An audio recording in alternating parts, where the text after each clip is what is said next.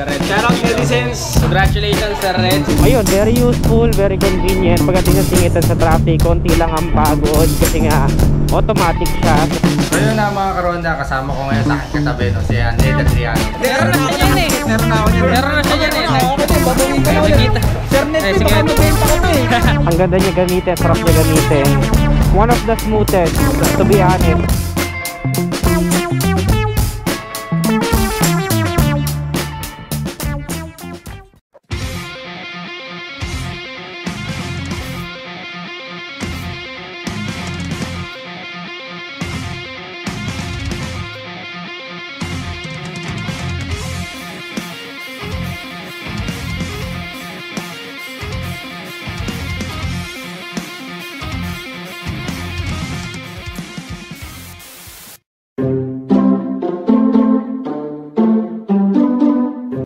Yo, what up, good day netizens, this is Ned Adriano. Kung bago ka lang sa channel ko, don't forget to subscribe. Also hit that notification bell para lagi ka notified once may bago tayong upload.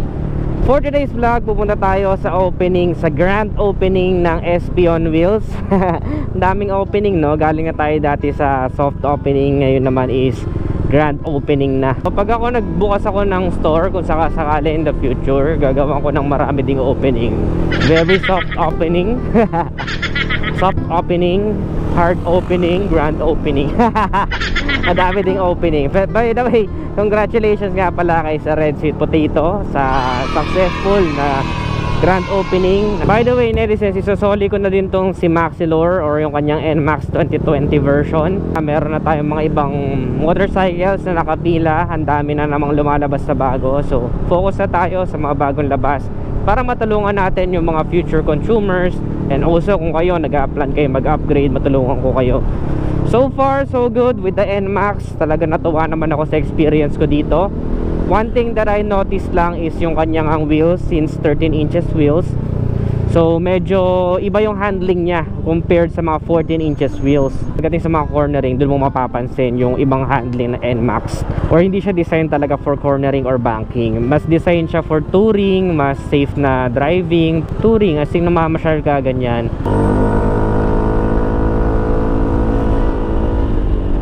Also meron ka din peace of mind dahil nga dual channel ABS siya. So ibig sabihin, very safe siya pagdating sa braking system. Yung pag biglang preno, hindi ka mangangamba na bigla ka mag-skid. Last feedback ko dito sa NMAX, and yun lang.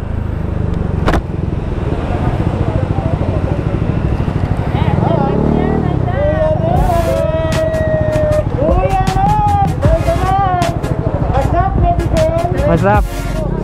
What's up?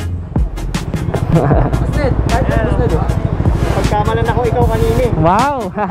Long hair din pala, no? Shoutout. Ang dami pala tao. Kala ko konti lang. Hello, what's up? Ito, sir. Sticker. Exchange gift. Kung subscribe nyo si JC Moto, long hair din. What's up netizens? Subscribe kayo ha kay JC Moto ha. Support local vloggers. Hindi, kay Sir Red yan. What's up? Oy, Nilo, musta? Ayos oh, si Nilo oh. Nakabagay pala sa iyo eh. Sakto sa iyo para sinukat eh, no? Shoutout kay Nilo, solid subscriber natin. Maraming salamat bro ah. Kala ko si Sir Red. So yun netizens, dito na tayo ngayon. Nandun sila sa loob, authorized personnel. Dito lang kami sa labas ni Bern. Oo, hindi lang kayo kunyari. Sino ba nandun? Labos M. So yun, minute lang kami dito sa labas. Yang Cha, meron daw sa Nabotas na. Yun sila, sa Nabotas. Tsaka sa Tondo. Yun, shoutout kayo sa kanila. Sarap! Ako, sige boss. Bisita ko. So yun, dito na tayo sa grand opening na SP on Wheels. Ayan, sama natin sa Red. Shoutout netizens! Congratulations Sir Red. Saan nga ito matatagpuan kung gusto Sa tapat ng Quezon Institute. Search nyo lang SP on Wheels, Quezon City. Available naman sa Waze. Tapos ayun, nandito lagi si Sir Red. Pwede kayo mangingin ng sticker. Salamat sa pagbisita netizens. Thank you Sir Red. Sobrang solid. Nandiyan na pala si Maxilor. Ayun, isa no. Solid. Vespa nandyan mamaya. Sige. So yun, mamaya check natin yung Vespa ni Ma'am Limiter. Shoutout kay Biga Oso, tsaka kay Noisy Potato. Ito. Oy, salamat sir. Siyempre, pre. Sir Ned, ako meron na ako eh, pero tatanggapin ko to kasi. Vlogger ka. Meron ka na din. Oo, bibigay ko to sa mga mas nangangailangan. Kuya. Mas nangangailangan. Pinamigay din na, inapabot lang pala. Meron na ako nakadikit, meron na ako niyan. Meron na siya yan eh. Okay na, babawin ko na ulit. Nakikita. Sir Ned, Eh, sige. baka mabenta ko to eh. Balang araw may pambenta na pala yan. Balang araw. Shoutout. Ayun, salamat. Ayun, Elises, nakikisoli ko na nga si Maxilor. Ito naman dadali natin. Si Vespa ni Ma'am Limiter. Ayan.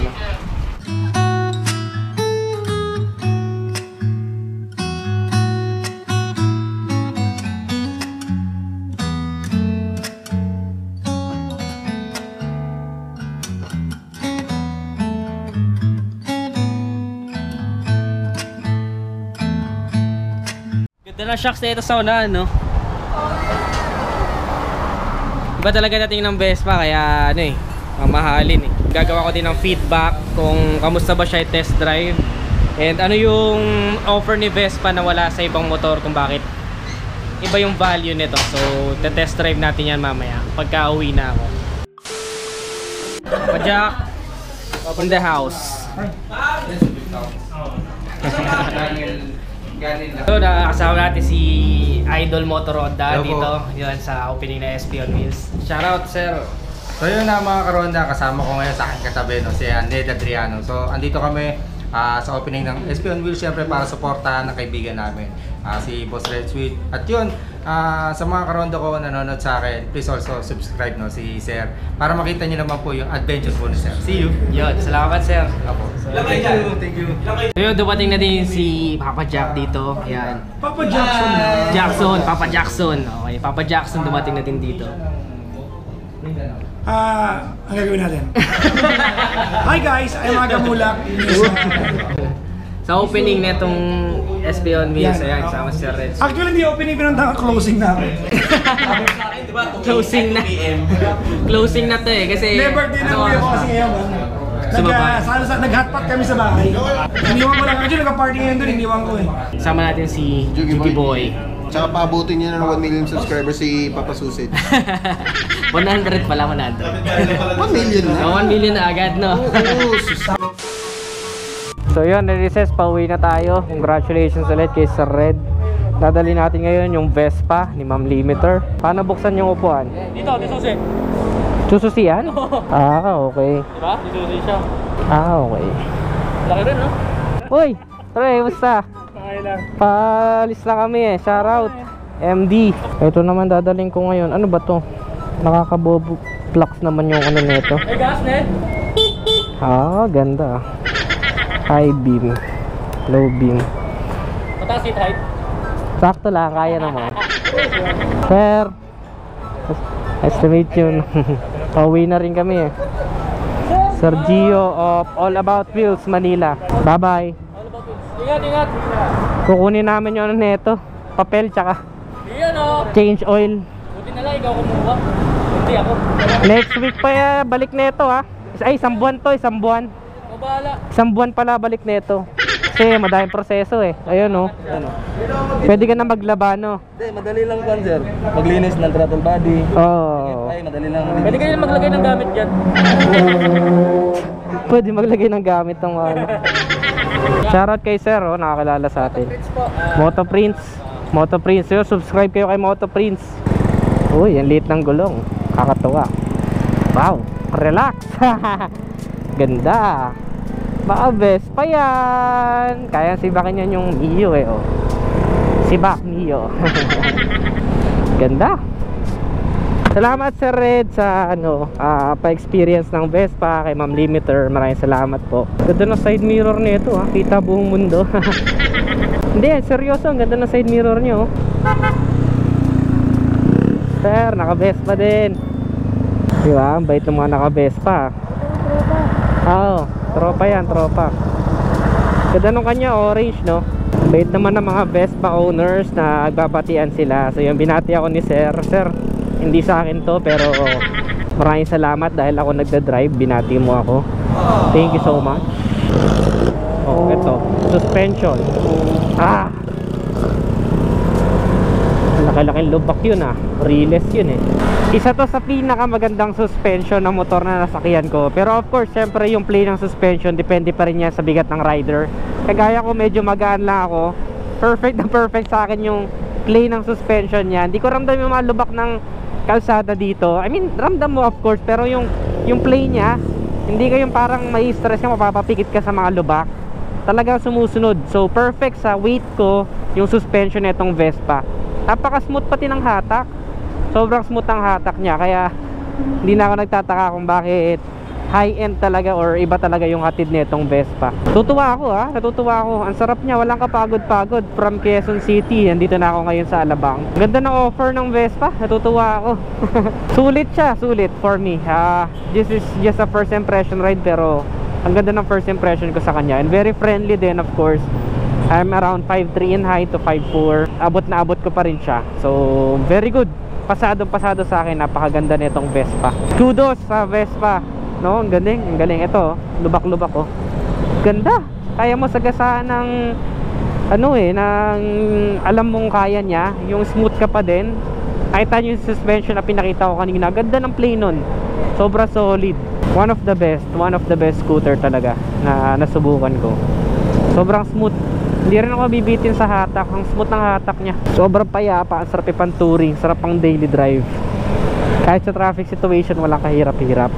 Madali rin siya i-maneuver eh. Maliit yung gulong niya, of course, sa mga talagang cornering na bankingan na likuan. Doon ka medyo mahihirapan. Pero with straights, kayang-kaya. And syempre, meron tayong tinatawag na muscle memory. So as you go along, na umaandar ka with few kilometers with this motorcycle, makakabisado mo rin yung handling niya and yung maneuverability. Very nimble.